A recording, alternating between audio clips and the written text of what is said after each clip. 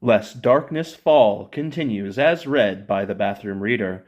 I'm covering for the Plurality Report, who wants to remind the citizenry that the recall process doesn't mean you can force an election do-over.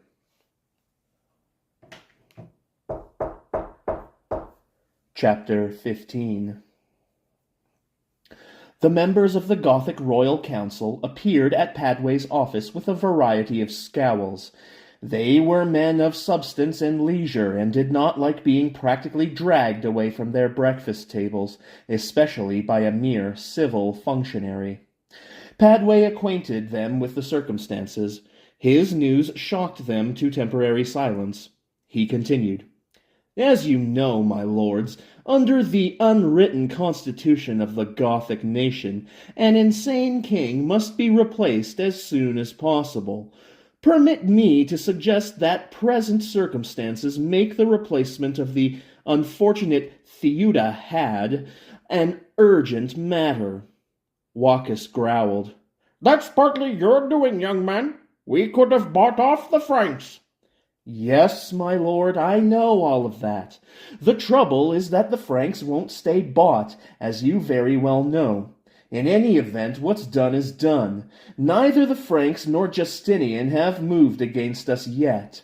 If we can run the election of a new king off quickly, we shall not be any worse off than we are." Waukes replied, "We shall have to call another convention of the electors, I suppose." Another councillor, Manfrith, spoke up. "Apparently our young friend is right, much as I hate to take advice from outsiders. When and where shall the convention be?" There were a lot of uncertain, throaty noises from the Goths. Padway said, "If my lords please, I have a suggestion. Our new civil capital is to be at Florence, and what more fitting way of inaugurating it is there than holding our election there?" There was more growling, but nobody produced a better idea. Padway knew perfectly well that they didn't like following his directions, but that, on the other hand, they were glad to shirk thought and responsibility themselves. Waukes said, "We shall have to give time for the messages to go out, and for the electors to reach Florence." Just then Urias came in, and Padway took him aside and whispered, "What did she say?" "She says she will." "When?" "Oh, in about 10 days, I think. It don't look very nice so soon after my uncle's death." "Never mind that. It's now or never." Manfrith asked, "Who shall the candidates be? I'd like to run myself, only my rheumatism has been bothering me so." Somebody said, "Theodagisco will be one. He's Theodahad's logical successor." Padway said, "I think you'll be pleased to hear that our esteemed General Urias will be a candidate." "What?" cried Waukes. "He's a fine young man, I admit, but he's ineligible. He is not an Ameling." Padway broke into a triumphant grin. "Not now, my lords, but he will be by the time the election is called." The Goths looked startled. "And, my lords, I hope you'll all give us the pleasure of your company at the wedding." During the wedding rehearsal, Mathaswaintha got Padway aside. She said, "Really, Martinus, you've been most noble about this. I hope you won't grieve too much." Padway tried his best to look noble. "My dear, your happiness is mine, and if you love this young man, I think you're doing just the right thing." "I do love him," replied Mathaswaintha. "Promise me you won't sit around and mope, but you will go out and find some nice girl who is suited to you." Padway sighed convincingly. "It'll be hard to forget, my dear, but since you ask it, I'll promise. Now, don't cry. What will Urias think? You want to make him happy, don't you? There, that's a sensible girl." The wedding itself was quite a gorgeous affair in a semi-barbaric way. Padway discovered an unsuspected taste for stage management and introduced a wrinkle he'd seen in pictures of the United States Military Academy weddings, that of having Urias's friends make an arch of swords under which the bride and groom walked on their way down the church steps. Padway himself looked as dignified as his moderate stature and nondescript features permitted. Inwardly, he was holding on tight to repress a snicker. It had just occurred to him that Urias's long robe looked amazingly like a bathrobe he, Padway, had once owned, except that Padway's robe hadn't had pictures of saints embroidered on it in gold thread. As the happy couple departed, Padway ducked out of sight around a pillar. Mathaswintha, if she saw him out of the tail of her eye, may have thought that he was shedding a final tear, but actually he was allowing himself the luxury of a long-drawn whew of relief. Before he reappeared, he heard a couple of Goths talking on the other side of the pillar. "He'd make a good king, eh, Alberts?" "Maybe he would, by himself, but I fear he'll be under the influence of this Martinist person. Not that I have anything specifically against mysterious Martin, you understand, but you know how it is." Yeah. Oh, well, one can always flip a sesterce to decide which to vote for." Padway had every intention of keeping Urias under his influence. It seemed possible. Urias disliked and was impatient with matters of civil administration. He was a competent soldier, and at the same time was receptive to Padway's ideas. Padway thought somberly that if anything happened to this king, he'd hunt a long time before finding another as satisfactory. Padway had the news of the impending election sent out over the telegraph, thereby saving the week that would normally be necessary for messengers to travel the length and breadth of Italy, and incidentally convincing some of the Goths of the value of his contraptions. Padway also sent out another message, ordering all the higher military commanders to remain at their posts. He sold Urias the idea by arguing military necessity. His real reason was a determination to keep Theodogiscus in Calabria during the election. Knowing Urias, he didn't dare explain this plan to him for fear Urias would have an attack of knightly honor, and as ranking general, countermand the order. The Goths had never seen an election conducted on time-honored American principles. Padway showed them.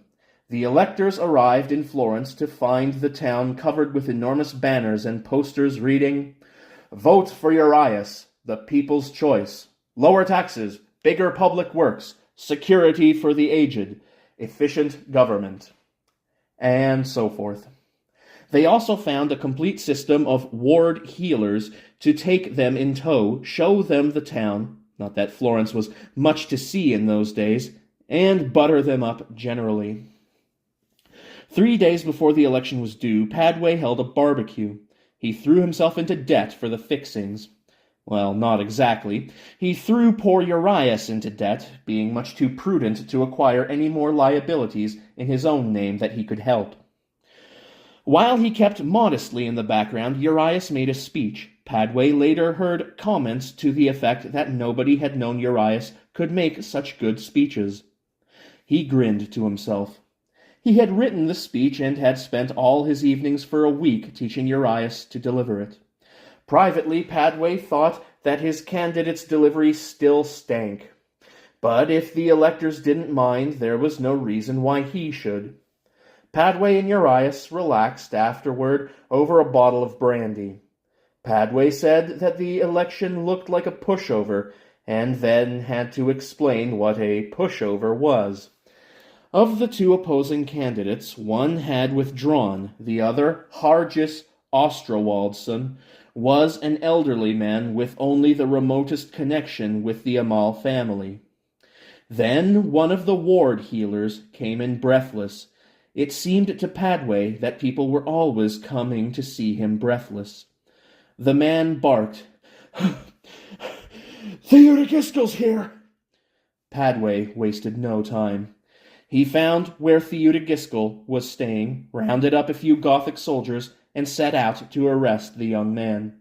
He found that Theodogiskel had, with a gang of his own friends, taken over one of the better inns in town, pitching the previous guests and their belongings out into the street. The gang were gorging themselves downstairs in plain sight. They hadn't yet changed their traveling clothes, and they looked tired, but tough. Padway marched in. Theodogiskel looked up. "Oh, it's you again. What do you want?" Padway announced. "I have a warrant for your arrest on grounds of insubordination and deserting your post, signed by your—" The high-pitched voice interrupted. Yeah, I know all about that, my dear Seneggs. Maybe you thought I'd stay away from Florence while you ran off an election without me, eh? But I'm not like that, Martinus, not one little bit. I'm here, I'm a candidate, and anything you try now I'll remember when I'm king. That's one thing about me. I've got an infernally long memory." Padway turned to his soldiers. "Arrest him!" There was a great scraping of chairs as the gang rose to its feet and grasped its collective sword hilts. Padway looked for his soldiers. They hadn't moved. "Well?" he snapped. The oldest of them, a kind of sergeant, cleared his throat.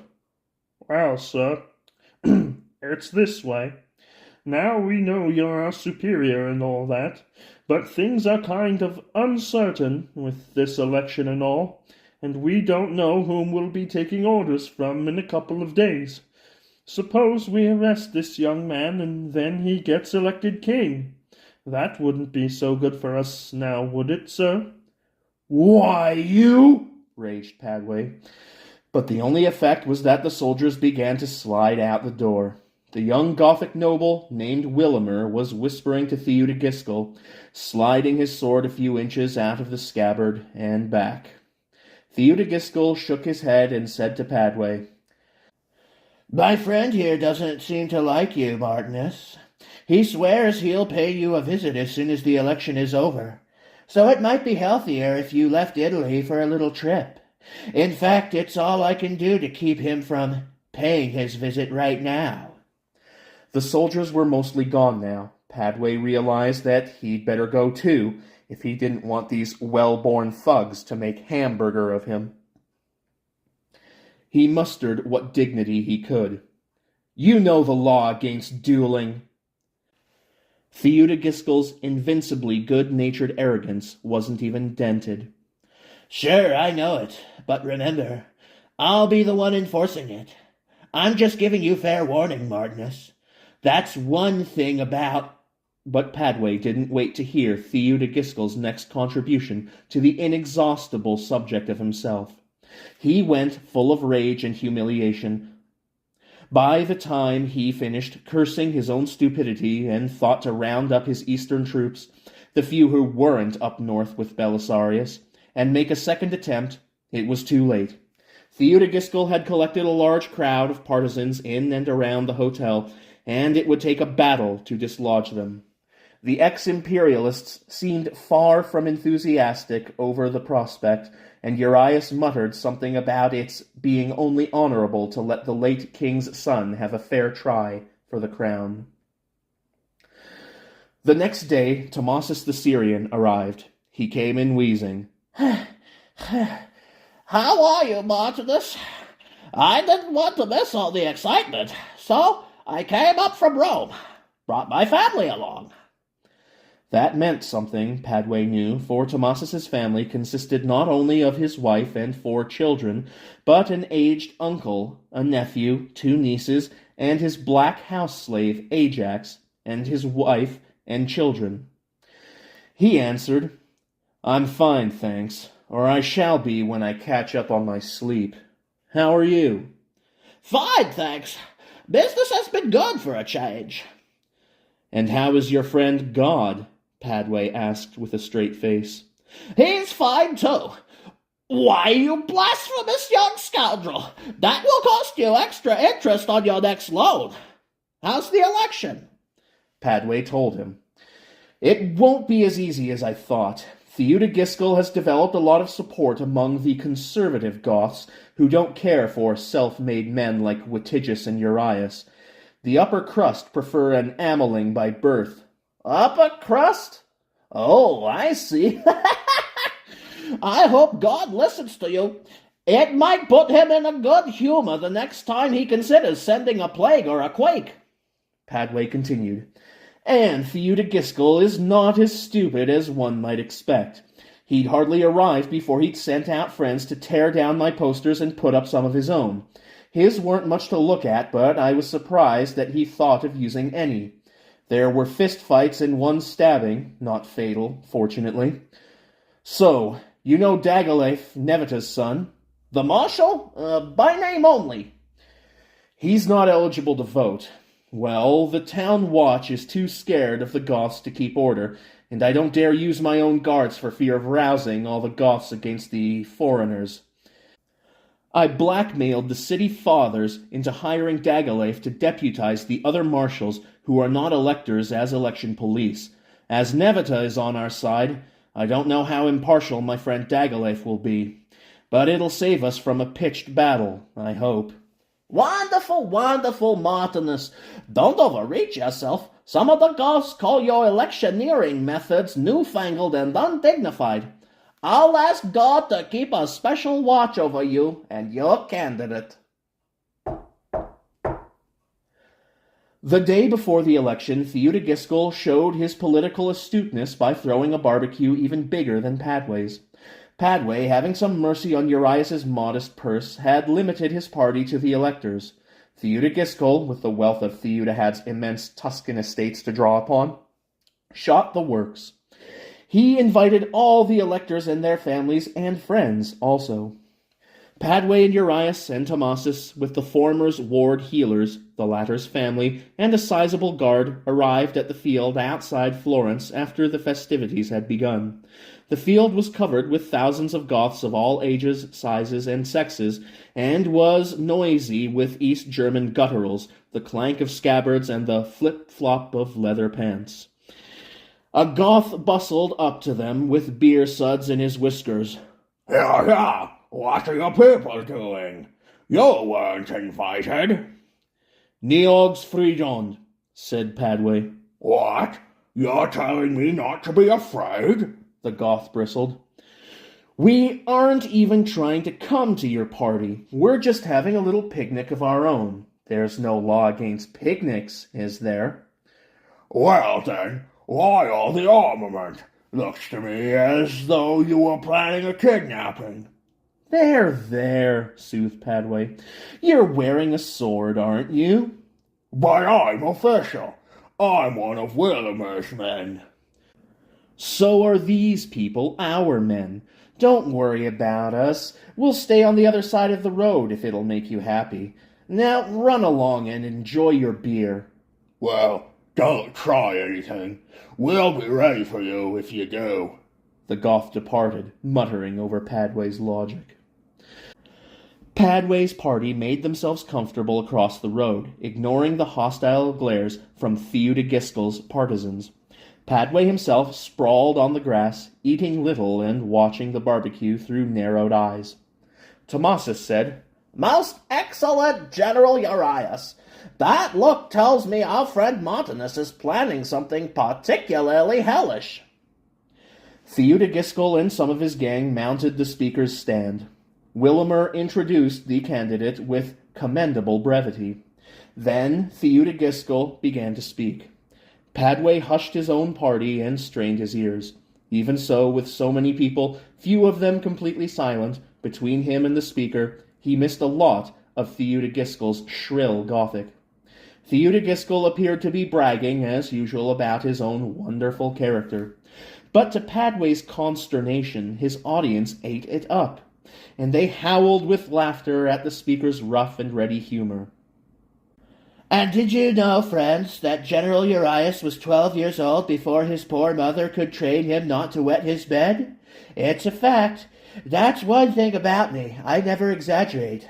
Of course, you couldn't exaggerate Urias's peculiarities. For instance, the first time he called on a girl. Urias was seldom angry, but Padway could see the young general was rapidly approaching incandescence. He'd have to think of something quickly, or there would be a battle. His eye fell on Ajax and Ajax's family. The slave's eldest child was a chocolate-colored, frizzy-haired boy of 10. Padway asked, "Does anybody know whether Theodogiskel's married?" "Yes," replied Urias. "The swine was married just before he left for Calabria. Nice girl, too. A cousin of Willimer." Say, Ajax, does that oldest boy of yours speak any Gothic?" Why, no, my lord. Why should he? "What's his name?" Priam. "Priam, would you like to earn a couple of sesterces, all your own?"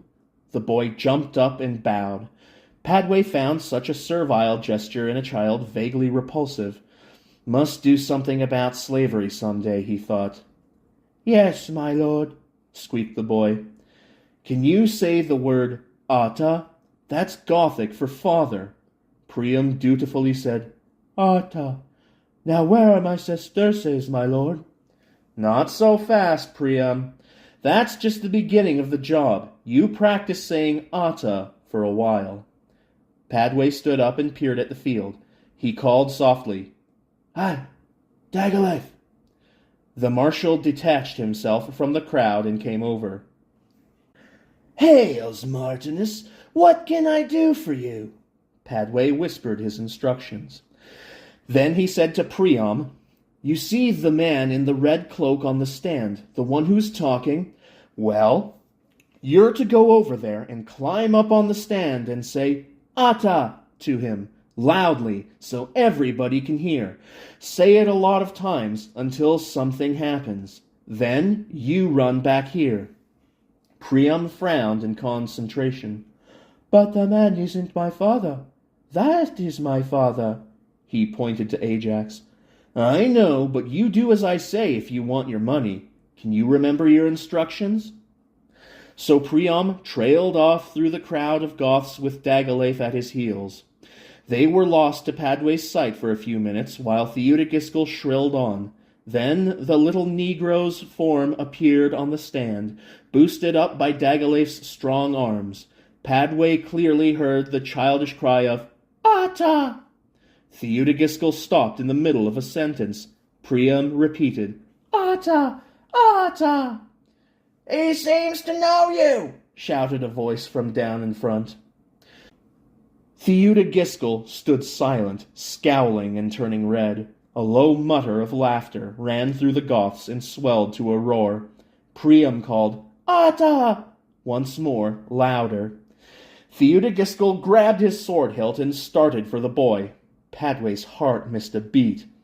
But Priam leapt off the stage into Dagalef's arms, leaving Theodogiskel to shout and wave his sword. He was apparently yelling, "It's a lie!" over and over. Padway could see his mouth move, but his words were lost in the thunder of the Gothic nation's Wagnerian laughter. Dagalef and Priam appeared, running toward them. The Goth was staggering slightly and holding his midriff. Padway was alarmed until he saw Dagalef was suffering from a laughing and coughing spell. He slapped him on the back until the coughs and gasps moderated. Then he said, "If we hang around here, Theodogiskel will recover his wits, and he'll be angry enough to send his partisans on us with cold steel. In my country, we had a word, scram, that is, I think applicable. Let's go." "Hey, my lord," squealed Priam, "where's my 2 sesterces?" "Oh, thank you, my lord. Do you want me to call anybody else, father, my lord?"